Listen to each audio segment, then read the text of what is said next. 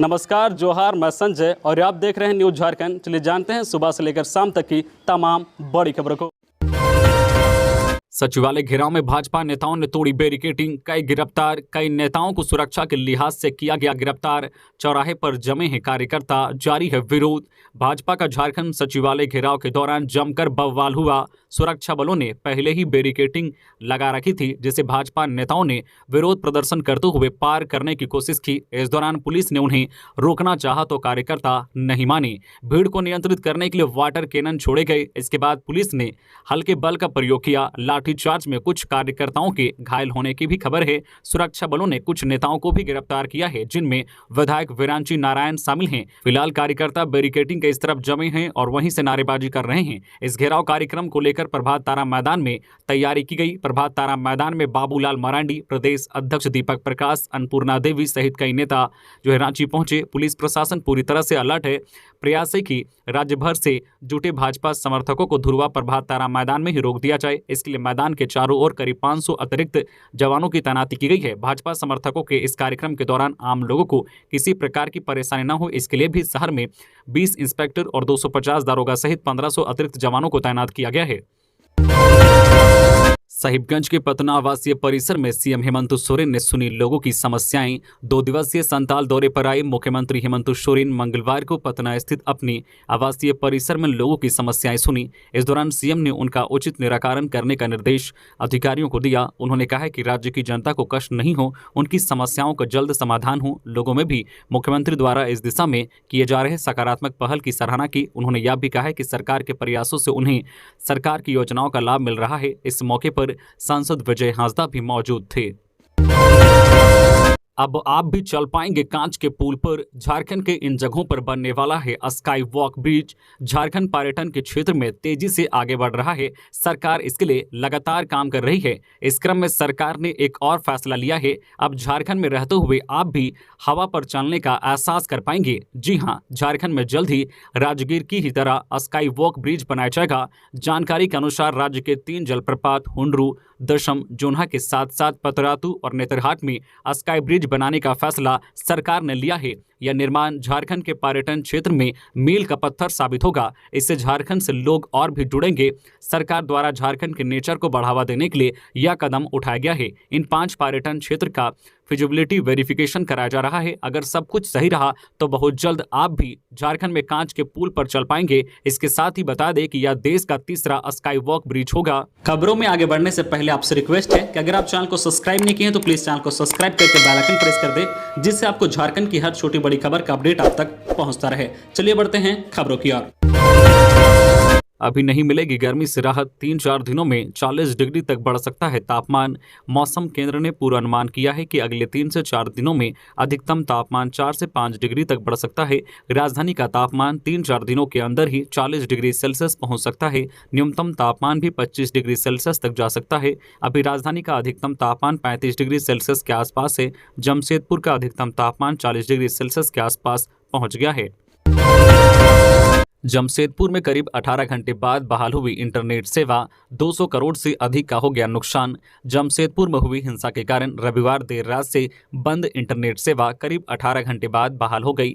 इन 18 घंटों में लोगों को काफी परेशानियों का सामना करना पड़ा। जानकारी के अनुसार शहर में बाजार को 180 से 200 करोड़ रुपए का नुकसान हुआ है। हिंसा और ना भड़के, इसके लिए रविवार देर रात जिला प्रशासन ने पूरे शहर की इंटरनेट सेवा को सुरक्षा की दृष्टि से बंद कर दिया था। रविवार शाम से सोमवार पूरे दिन शहर में तनावपूर्ण माहौल बना रहा। सोमवार शाम 6:30 बजे के बाद इंटरनेट सेवा बहाल की गई थी और 10 मिनट के बाद एक बार फिर से बंद किया गया। हालांकि शाम के करीब 7 बजे से इंटरनेट सेवा को सामान्य कर दिया गया। जमशेदपुर में इंटरनेट सेवा बंद होने से आम जनजीवन मानो थम सा गया था। इस बीच मेल, मैसेज, व्हाट्सएप कुछ नहीं हो सका। कई लोगों के काम प्रभावित हुए। वहीं इसका सबसे ज्यादा प्रभाव ऑनलाइन पेमेंट पर देखने को मिला। विभिन्न स्रोतों से मिली जानकारी और आंकड़ों के अनुसार शहर में करीब 180 से 200 करोड़ रुपए का बाजार प्रभावित हुआ। छोटे दुकान से लेकर mall, restaurant, hotel, petrol pump, जहां भी मोबाइल फोन से पेमेंट सिस्टम है, वहां का बाजार प्रभावित रहा। रांची, खूंटी, गिरिडीह व साहिबगंज में खुलेंगे इंजीनियरिंग कॉलेज।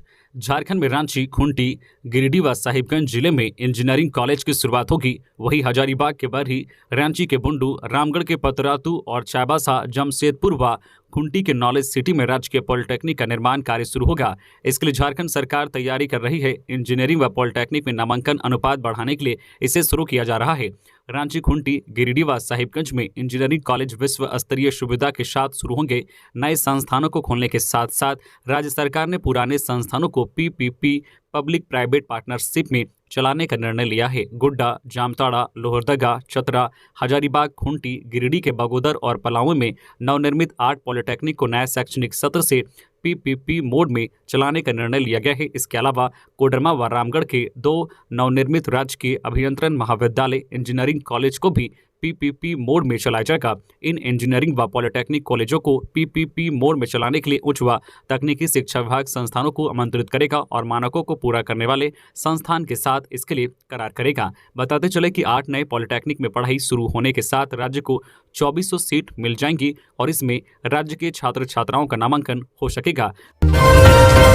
जमशेदपुर के सोनारी में गोली लगने से घायल दीपक की कोलकाता में मौत। मास्टरमाइंड मौसेरा भाई अब तक फरार। जमशेदपुर की सोनारी स्थित बैरझबरा बस्ती निवासी दीपक कुमार सिंह की कोलकाता में इलाज के दौरान 9 अप्रैल 2023 की रात मौत हो गई।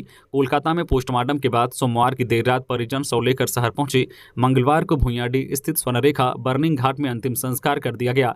दीपक सिंह पर फायरिंग के मामले में पुलिस ने 2 युवक बिहार के भोजपुर निवासी नवनीत कुमार उर्फ बोला यादव, अक्षय सिंह उर्फ बाला और इसके एक साथी को गिरफ्तार कर जेल भेजी थी। वही हत्याकांड का मुख्य साजिशकर्ता दीपक सिंह के मौसेरे भाई रोहित सिंह समेत हमला में शामिल 2 अपराधियों को पुलिस अब तक गिरफ्तार नहीं कर सकी है। बताया गया है कि मौसेरे भाई रोहित सिंह की शादी दीपक ने ही कराई थी, लेकिन शादी कुछ दिनों के बाद ही टूट गया था, जिसको लेकर रोहित और दीपक के बीच विवाद था। पुलिस के अनुसार दीपक की हत्या के लिए रोहित ने ही 3 लाख रुपए की सुपारी दी थी। मालूम हो कि दीपक कुमार सिंह को गत 10 मार्च 2023 को सोनारी सिनेमा मैदान के पास अपराधियों ने गोली मारी थी। गोली लगने के बाद उनका टीएमएच में इलाज चला। बाद में परिजन बेहतर इलाज के लिए कोलकाता ले गए। कोलकाता में इलाज के दौरान 9 अप्रैल को मौत हो गई। गिरिडीह के सरिया थाना क्षेत्र में हाथियों ने मचाया जमकर उत्पात। कई घरों को क्षतिग्रस्त किया और चट कर गए अनाज। गिरिडीह जिले के बगोदर प्रखंड के सरिया थाना क्षेत्र में रविवार की रात हाथियों ने जमकर उत्पात मचाया। बताया जाता है कि झुंड में 15 की संख्या में हाथी शामिल हैं। ग्रामीणों ने बताया है कि रविवार की रात के वक्त सभी ग्रामीण अपने घरों में सोए हुए थे। इसी दौरान जंगली हाथी गांव में प्रवेश कर गए और जमकर तबाही मचाई। इस दौरान हाथियों ने कई घरों को क्षतिग्रस्त कर दिया और घरों में रखे अनाज चट कर गए। साथ ही हाथियों ने कई घरों की चारदीवारी को भी ध्वस्त कर दिया और खेतों में लगी फसलों को भी रौंद डाला। इस दौरान पूरे गांव में अफरा तफरी मच गई।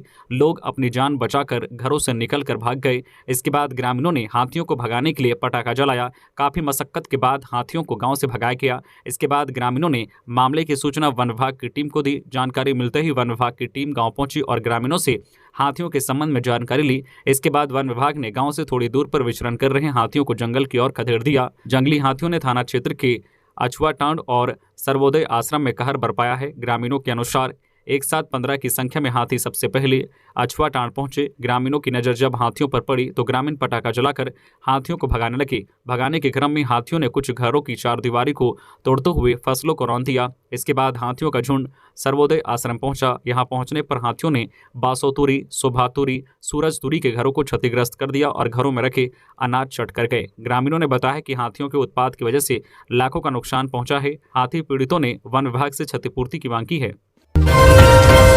हजारीबाग की अदालत ने दहेज हत्या मामले में सुनाई 7 वर्ष सश्रम कारावास की सजा, 10,000 रुपये जुर्माना। सिविल कोर्ट में कल सोमवार को दहेज हत्या के एक मामले में सजा सुनाई गई। यह सजा जिला एवं सत्र न्यायाधीश सष्टम ने सुनाई है। सजा गिद्दी थाना क्षेत्र निवासी सुधीर गोप को पत्नी नेहा देवी की हत्या के मामले में भारतीय दंड विधान की धारा 304B के तहत 7 वर्ष का सश्रम कारावास और 10,000 रुपये जुर्माना की सजा सुनाई गई।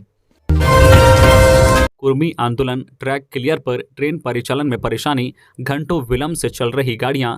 कुर्मी आंदोलन की वजह से ट्रेनों की रफ्तार पर ब्रेक लग गया था। लाइन अब क्लियर हो गया है, लेकिन ट्रेनों का परिचालन अभी भी सामान्य नहीं हो पाया है।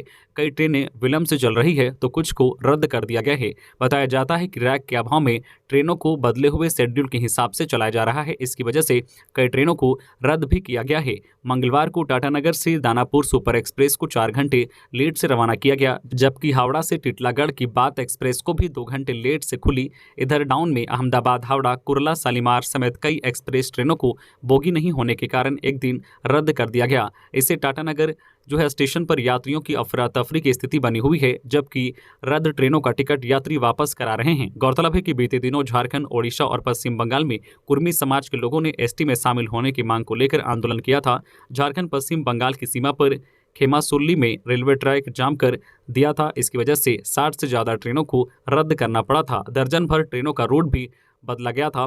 कई ट्रेनों के समय में बदलाव भी किया गया था। सोमवार को आंदोलन खत्म हुआ, ट्रैक को क्लियर करा लिया गया, लेकिन अभी भी परिचालन सुचारू नहीं हो पाया है। धीरे धीरे स्थिति सामान्य होगी।